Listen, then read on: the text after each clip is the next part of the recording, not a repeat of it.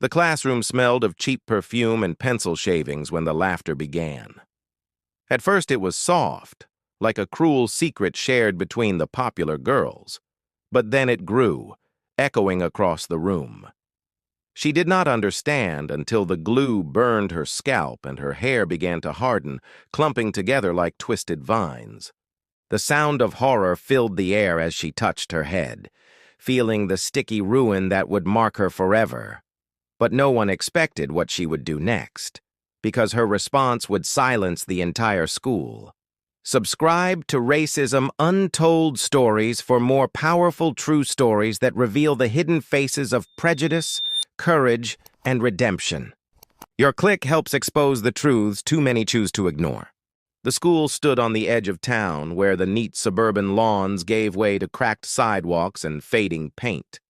It was the kind of place where smiles were polite but hollow, and kindness depended on who your parents were. Inside, everything looked perfect. Polished floors, banners celebrating diversity, and posters that claimed everyone belongs. But those words were just wallpaper over the truth.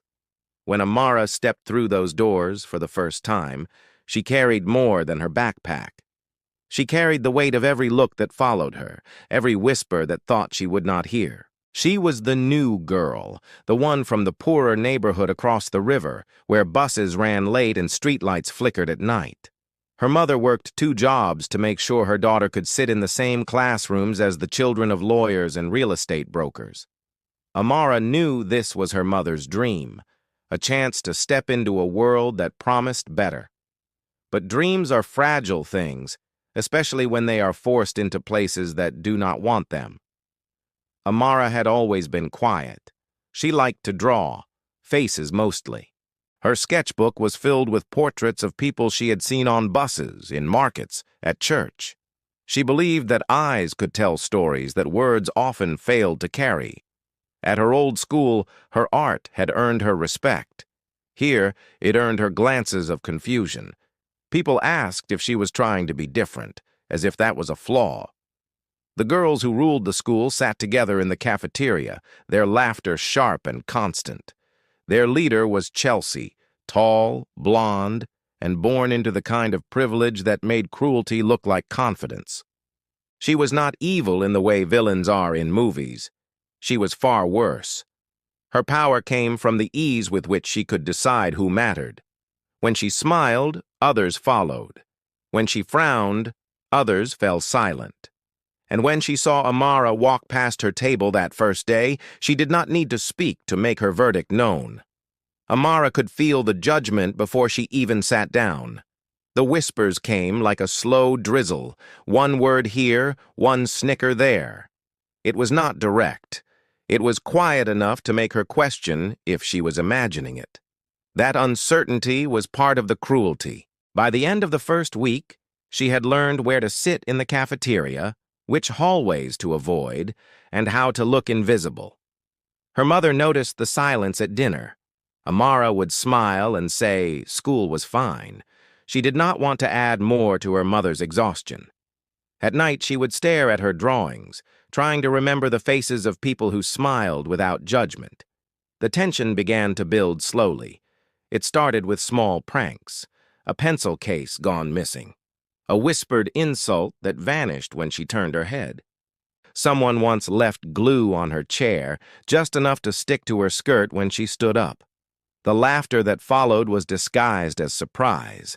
Teachers looked away, pretending not to notice. The cruelty was always subtle, always deniable. Amara's hair became their favorite target. She wore it natural, thick, coiled, and proud.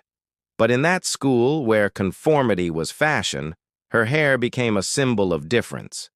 Comments came disguised as curiosity. "Can I touch it? How do you wash it? It looks wild today." Each remark was a thread, and soon they began to weave a net of mockery around her. Chelsea's eyes often followed Amara across the room. There was something deeper behind her smirk, not just prejudice, but insecurity. Amara represented something Chelsea could never understand: authenticity. While Chelsea's beauty came from products and precision, Amara's came from truth. And truth often frightens those who live behind masks. One rainy morning, Amara stayed late after class to finish an art project. The teacher had praised her for her talent, and for a brief moment, she felt seen. She stayed until the hallways grew quiet, her brush moving gently across the paper as if every stroke could build a world that felt safe. When she finally stepped outside, the air smelled of wet pavement and loneliness. She tightened her coat and walked to the bus stop, her sketchbook pressed against her chest like armor. Across the parking lot, Chelsea and her friends watched from a car, the windows fogged with laughter and malice. To them, Amara was entertainment, a living reminder of the world they refused to acknowledge. They joked about her shoes, her hair, her neighborhood. It was not enough for them to ignore her. They wanted to make her feel small. Over the next few days, Chelsea's cruelty became more calculated. She began to stage moments, accidents in the hallway, spilled drinks, and careless remarks about people like her. Each act chipped away at Amara's confidence. Yet Amara refused to break publicly. She would pick up her things, clean the mess, and walk away. That quiet strength infuriated Chelsea. The more Amara endured, the more Chelsea wanted to prove that she could make her crumble. The day before everything changed, the tension reached its peak.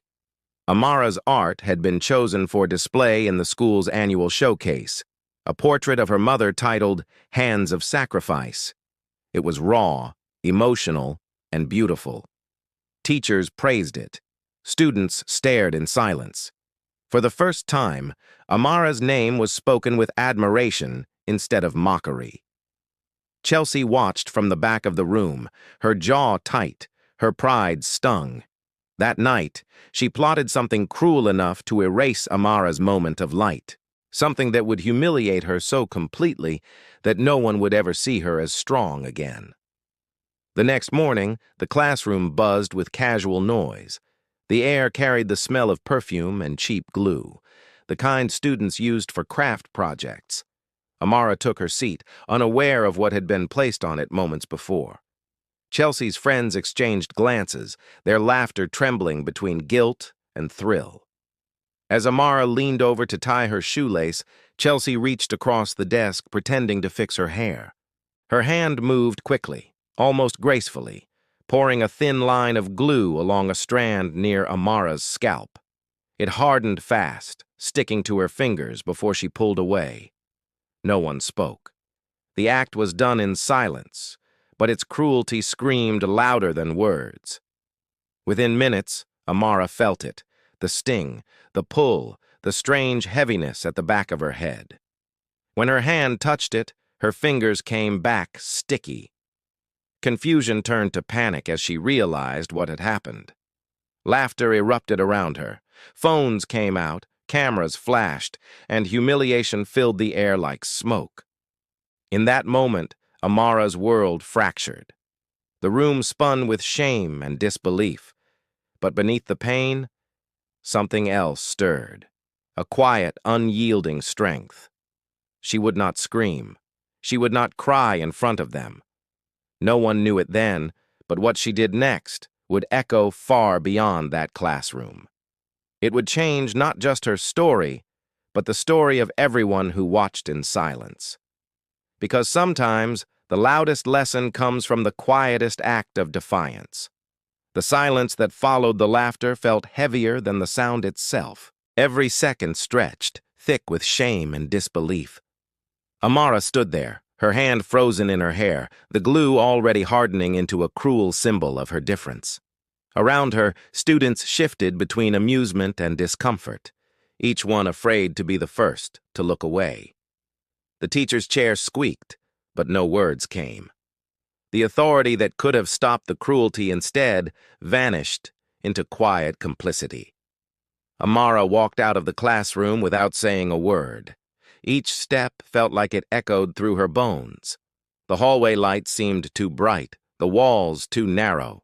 She could hear faint laughter behind her, muted, nervous, uncertain whether to continue. When she reached the restroom, she locked the door and looked into the mirror. The reflection staring back at her was not one she recognized. Her hair, once a source of pride, was now matted with a thick, sticky mess that refused to come undone. Tears welled up but did not fall. She took a deep breath and began to pull at the glue, feeling strands of hair tear away. Pain bloomed across her scalp, but she did not stop. By the time she was done, clumps of her hair lay in the sink. The mirror showed a girl scarred but not broken. She washed her face, wiped her tears, and stood taller. Something inside her had shifted. The humiliation had burned away her fear, leaving behind a quiet fire that refused to be extinguished. When she stepped out of the restroom, whispers followed her again. But this time, she did not shrink from them. She walked straight to the principal's office, every stride filled with purpose. The secretary's eyes widened when she saw Amara's hair, but she said nothing. Amara waited outside the office for almost 20 minutes, each second a reminder of how slow justice could be when it was uncomfortable. When she was finally called in, the principal, a man who prided himself on running a progressive institution, listened with furrowed brows and rehearsed sympathy. He said all the right words. "We take this seriously. No student should experience this. We will investigate." But his tone carried the fatigue of someone who wanted the problem to go away quietly. He offered her a seat, asked her to write a statement, and promised action. Amara did as told, writing every detail she remembered: the smell of glue, the laughter, the silence of those who watched. When she finished, she looked at him, waiting for something real. But the principal's eyes had already shifted to his next concern, the clock ticking on his wall. He assured her that the situation would be handled discreetly, and that phrase told her everything she needed to know. Discreetly meant invisibly. The following day, the school whispered again. Chelsea's name was never mentioned publicly. Teachers spoke about an incident that had been addressed internally. No one was suspended. No apology was made. The students moved on, as if nothing had happened. The only reminder was Amara's new haircut, a short, uneven style that she had given herself the night before. But while the others forgot, Amara began to plan. She spent her evenings reading about similar incidents, students who faced humiliation because of their race, their hair, their difference. She saw patterns everywhere, institutions that claimed to care but turned away when the truth became uncomfortable. She realized that what happened to her was not a personal attack. It was a reflection of a system that allowed cruelty to masquerade as normalcy. Amara decided that silence would no longer be her armor. She would not wait for apologies that would never come. Instead, she would make them see. The idea began as a spark. In her art class, she started working on a new project, one that would turn her pain into a statement. She collected the clumps of hair she had cut off, sealed them in clear resin, and began to mold them into a sculpture. Each piece represented a fragment of herself that others had tried to destroy. The work grew over days, then weeks. Teachers noticed, some with admiration, others with discomfort. They asked what it was, and she replied simply, "The truth." Word spread through the school. Some students grew curious, others nervous. Chelsea's friends avoided looking at her. For the first time, Amara was no longer invisible. Her presence filled the hallways like quiet electricity. The art showcase, which had once been her place of acceptance, was coming again. And this time, her new project would stand at its center. When the day arrived, the gymnasium was transformed into a gallery. White panels displayed paintings and photographs, soft lights casting golden hues across the room. But in the middle stood Amara's sculpture, a towering piece made of resin, hair, and mirrors. From a distance, it looked abstract, almost chaotic. Up close, one could see faces reflected in the mirrors, distorted, fractured, forced to confront themselves. At the base, in carved letters, were the words, "You tried to destroy what you feared to understand." Students gathered around it, murmuring. Teachers exchanged uncertain glances. The principal walked by, pausing for a long moment, his expression unreadable. Chelsea stood at the back, arms crossed, her confidence faltering for the first time. The murmurs grew louder when someone whispered the story behind it. The glue, the laughter, the silence. Suddenly, the beauty of the piece was not just in its design, but in its defiance. It exposed the truth they had tried to bury. Every mirror forced them to see themselves, not as bystanders, but as participants in a cruelty they had allowed. That night, a photograph of the sculpture appeared online. Within hours, it spread beyond the school. Comments poured in from strangers who saw themselves in Amara's story. Some shared their own experiences of humiliation and racism. Others expressed anger at the system that enabled it. Local journalists reached out. The story grew, reshaping itself from one act of bullying into a symbol of resilience. The school administration scrambled to respond. They issued statements about fostering inclusion and reviewing policies. But their words felt empty against the power of what Amara had created. The truth was now visible, and visibility is something institutions fear most. Chelsea avoided school for several days. When she returned, the whispers that once followed Amara now followed her. Her friends' loyalty fractured under the weight of public shame. No one wanted to be associated with the girl who poured glue into another's hair. She had built her identity on control, but Amara had shown that real strength did not come from dominance. It came from dignity. Amara continued to create, her art becoming a form of protest and healing. She did not gloat, nor did she seek revenge. Her victory was quieter, but far more powerful. It was the reclamation of her voice, her image, and her pride. The same students who once laughed at her now approached her with uneasy admiration. Some apologized, others stayed silent, burdened by guilt. Amara accepted none of it personally. She understood now that her fight was not against individuals, but against the deeper ignorance that shaped them. The rising action of her story was not a climb toward revenge, but a journey toward truth. She had turned humiliation into creation, isolation into impact, and though the world around her still carried prejudice, she had proven that no cruelty could define her. The glue that once tried to bind her down had instead forged something unbreakable. The day the story reached the local news, the school changed overnight. What had once been a quiet institution filled with whispered cruelty was now under a blinding spotlight. Reporters stood outside the gates, cameras flashing, their questions slicing through the autumn air. The story headline read, "Student humiliated with superglue. School caters cess, silence, sparks outrage." Inside, tension thickened like fog. Teachers avoided eye contact. The principal wore the brittle smile of a man balancing public image over conscience. And students walked with a strange unease, suddenly aware that the place they had treated as normal now looked monstrous to the world. Amara arrived that morning not with fear, but with quiet resolve.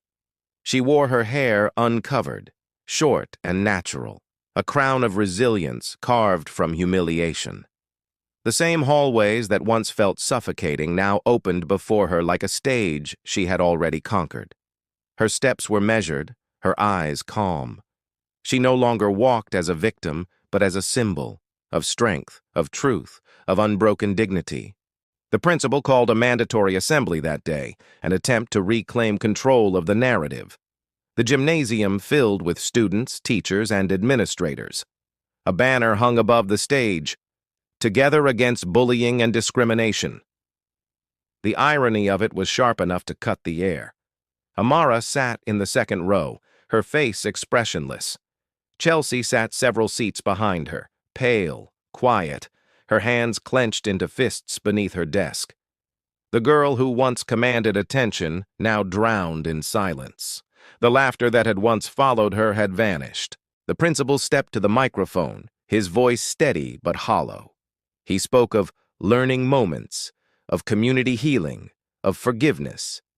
His words were carefully crafted, designed to sound compassionate without admitting guilt. He thanked the art department for encouraging dialogue through creativity, as if Amara's sculpture was merely a project, not a protest. But the truth could not be buried under vocabulary. Midway through the assembly, one of the reporters who had been allowed inside stood up and asked the question that shattered the room's illusion. Has the student responsible been held accountable? The principal hesitated, caught between honesty and damage control. The silence stretched painfully long before he replied, "Disciplinary measures have been taken privately." That phrase, taken privately, hung in the air like poison. The students murmured, glancing at one another. Everyone knew what it meant. Nothing had been done. Justice had been replaced with preservation. Then, unexpectedly, Amara stood. She did not plan to speak. But silence no longer served her. The entire room turned toward her, the sound of chairs creaking filling the gym. Her voice, when it came, was calm, yet powerful. "Private action protects the one who caused the harm," she said, "not the one who suffered it." The microphone crackled. The principal opened his mouth to respond, but she continued, her tone unwavering. "I was humiliated in front of this entire school. Glue was poured into my hair because of who I am, because of how I look. People laughed. Teachers watched. The school stayed silent. And now, when the truth finally leaves these walls, you call it a mistake. You call it a moment of learning." The murmurs grew louder. The air vibrated with discomfort, guilt, and admiration all at once. Amara's eyes swept across the students, many of whom looked down, unable to meet her gaze. "I do not want revenge," she said softly. "I want truth. I want you to understand that silence is not neutral. Every time someone laughed, every time someone looked away, they became part of the cruelty. That glue did not just stick to my hair, it stuck to this school's conscience." Her words landed with precision, each one a reflection of the strength she had built through suffering. The principal's face tightened, his rehearsed calm cracking. He started to speak, but before he could, Chelsea rose from her seat. Every eye turned toward her. Her usual confidence had vanished, replaced by trembling uncertainty. For the first time, she looked small, fragile beneath the weight of her own actions. Her friends whispered, urging her to sit down, but she shook her head. "I did it," she said. The words were quiet but unmistakable. "It was me." Gasps spread through the room like ripples on water. The teachers froze, the students stared. Even the principal looked momentarily stunned, as if he had not expected truth to arrive uninvited. Chelsea's voice cracked as she continued. "I thought it was funny. I thought it would make people laugh. But when I saw her walk out of that room, when I saw what I had done, I wanted to take it back. I could not." Her eyes filled with tears, but Amara did not move. She watched, her expression unreadable. "I told myself it was just a joke," Chelsea said, her voice trembling. "But it was not. It was hate disguised as humor. I see that now." The confession hung in the air, heavy and raw. For the first time, Chelsea faced the mirror Amara had built, not the one of glass and resin, but the invisible one made of accountability. The principal cleared his throat, trying to regain control, but his authority was gone. The students no longer looked at him for guidance. Their eyes were on the two girls, one who had inflicted cruelty and one who had transformed it into strength. Amara finally spoke again, her voice calm, almost gentle. "You cannot undo what you did, but you can change who you are after it." Her words were not forgiveness, but they were an invitation, a challenge to be better, to rebuild. Chelsea nodded weakly, tears streaming down her face. The same hands that had poured glue in cruelty now shook in shame. The crowd watched in silence, not out of discomfort, but reverence. For the first time, truth had spoken louder than status. When the assembly ended, the school was no longer the same. The banners about belonging now seemed hollow against the reality they had ignored. But Amara's act had pierced the illusion. Her courage had forced a reckoning. Outside, reporters captured images of her walking out of the gym, the sunlight glinting against the short curls of her hair. The photograph would appear on news websites and social media with captions like, "Student turns hate into art." But beyond the headlines, those who had been inside the gym knew what they had witnessed. It was not just an act of courage, it was a transformation of conscience. In the days that followed, discussions erupted across classrooms. Students debated what had happened. Teachers struggled to guide conversations about racism and privilege, and the administration faced demands for transparency. Policies were rewritten. Diversity workshops were scheduled. But change did not come from the paperwork. It came from the students, who began to see differently. Chelsea faced her punishment publicly now: suspension, community service, and the long, uncomfortable process of self-reflection. Yet her greatest punishment was internal, living with the memory of the girl who had met her cruelty with dignity. Amara, meanwhile, received messages from strangers, people who had seen her story and felt seen themselves. She realized that what began as one act of humiliation had grown into something far larger, a movement of empathy, courage, and truth. Her sculpture was moved to a local art museum for public display. The plaque beneath it read, "Made from what was meant to break her." And as people stood before it, they saw not a victim, but a survivor who had turned the ugliest act of hate into the purest form of power. That was the true climax, not the confession nor the headlines, but the moment when pain became purpose, when cruelty became catalyst, and when one girl's silence transformed into a voice that refused to die. Months passed, but the echoes of that day never truly faded. The story of the girl whose hair was glued became more than a headline. It became a mirror that forced people to confront what they had chosen to ignore. Across the town, parents spoke in hushed voices about the incident. Teachers whispered in staff meetings, and students began to see the school's hallways differently. What once looked polished and proud now carried an invisible stain.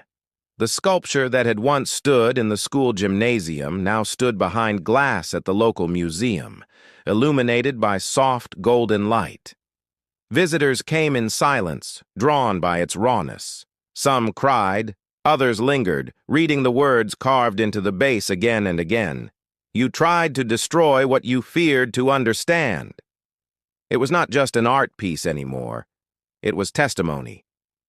Amara visited the exhibit once after school, standing quietly among strangers who did not know she was the artist. She watched their reactions, the hesitation, the discomfort, the awe. A woman whispered to her child that the sculpture showed courage. A man took off his hat before reading the inscription. In that moment, Amara realized that her pain had transformed into something that could teach others. The very thing that had been meant to humiliate her had become a vessel of truth. At school, the shifts were small but significant. Teachers began holding open discussions about racial bias, not from textbooks, but from lived experience. Students spoke more carefully, more consciously. The cruel jokes that once filled the air began to fade, replaced by something quieter: awareness. It was not perfect, and it never would be, but progress rarely arrives in grand gestures. It comes in ripples. Chelsea returned after her suspension a different person. Gone was the effortless arrogance. Her friends had scattered, uncomfortable with her fall from grace. She walked the halls alone now, her eyes often lowered. Some said she deserved the isolation. Others said it was part of her lesson. Amara never spoke to her directly, but there was no hate in her heart. She had moved beyond that. Hatred binds both the oppressor and the oppressed. Amara refused to carry it any longer. During art class one afternoon, the teacher announced a new assignment, one that focused on personal transformation. Amara began to paint a series of portraits. Each canvas captured the emotions of the students who had once laughed, each one distorted by the reflection of guilt and realization. But her final painting was of Chelsea. Not as a villain, but as a girl standing in a storm, her own reflection breaking apart. When the teacher asked why she painted her that way, Amara replied, "Because change starts when we see ourselves honestly." The painting later hung beside the sculpture in the museum, symbolizing that healing is not linear. It is layered, imperfect, and human. As weeks turned into months, the impact of Amara's courage reached beyond the school walls. News outlets revisited her story, now focusing not on the cruelty she endured, but on the movement it inspired. Schools in other districts began implementing programs that taught empathy through art. Her story became part of lesson plans. Educators quoted her words, "Silence is not neutral," in classrooms and workshops. Amara's mother watched it all with quiet pride. She still worked long hours, but now her exhaustion carried light instead of defeat. She saw in her daughter the fulfillment of everything she had dreamed of, the power to rise above, to change hearts without losing humanity. One evening, as they sat together at their small kitchen table, her mother placed a gentle hand on Amara's short curls and said, "They tried to take your crown, but you made it shine brighter." Amara smiled, and for the first time in a long while, the heaviness she had carried began to lift. In time, she received a scholarship to attend an art academy. Her essay for admission was titled "The Glue That Held Me Together." It spoke not of revenge, but of revelation. How cruelty can expose the cracks in a society that pretends to be fair, and how art can fill those cracks with light. The Academy accepted her immediately, and her story spread even further. Chelsea, meanwhile, found her own path toward accountability. She began volunteering at community centers that worked with underprivileged youth. It was not redemption through words, but through labor, small, unseen acts of service. Some called it guilt, others called it growth. Perhaps it was both. When Amara graduated, the principal invited her back to speak at the ceremony. It was the same stage where he once hid behind polished words and fragile control. Now he stood beside her, humbled. The students listened as she spoke, her voice calm yet resonant. "I learned that injustice does not start with hate," she said. "It starts with silence. It starts when we laugh at pain that is not ours. It starts when we look away, but it can also end with one act of truth, one voice that refuses to break." The crowd rose to their feet, not in obligation, but in respect. The applause filled the gymnasium like a cleansing storm, washing away the residue of the past. After the ceremony, Amara walked through the empty hallways one last time. The lockers still gleamed, the banners still hung, but something deeper had changed. The air no longer felt heavy. She paused near the classroom where it had all begun, the room that had witnessed her humiliation, her silence, and her rebirth. She touched the doorframe gently, not with bitterness, but gratitude, because every wound she had carried from that place had become a part of her strength. Every cruel word, every laugh, every moment of pain had carved into her the power to create meaning out of suffering. As she stepped outside, the afternoon sun caught her hair, turning it into a halo of gold and shadow. Reporters were gone. Cameras were gone. What remained was her truth, standing quietly but unyieldingly against the wind. Her sculpture continued to draw visitors for years to come. Students from other schools made trips to see it, leaving notes of reflection at its base.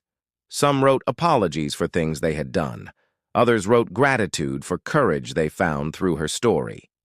It became a symbol not of victimhood, but of transformation, A reminder that justice begins not when institutions change, but when individuals do. And perhaps that was the greatest impact of all. The glue that once bound her in cruelty had become the very bond connecting countless hearts in understanding. Amara had turned humiliation into art, pain into education, and silence into a movement. She did not just survive racism. She dismantled its quiet approval. She became the living proof that dignity is not something anyone can strip away. It is something you reclaim, rebuild, and wear again like a crown forged in fire. Her story ended not in revenge, but in renewal, not in hate, but in healing. And somewhere deep inside that once painful memory, a new truth shone clear. Sometimes what was meant to destroy us becomes the reason we rise. If this story moved you, do not let it fade. Share it, discuss it, and stand against silence. Subscribe to Racism Untold Stories for more powerful true stories that expose hidden injustice and celebrate the courage that transforms pain into power.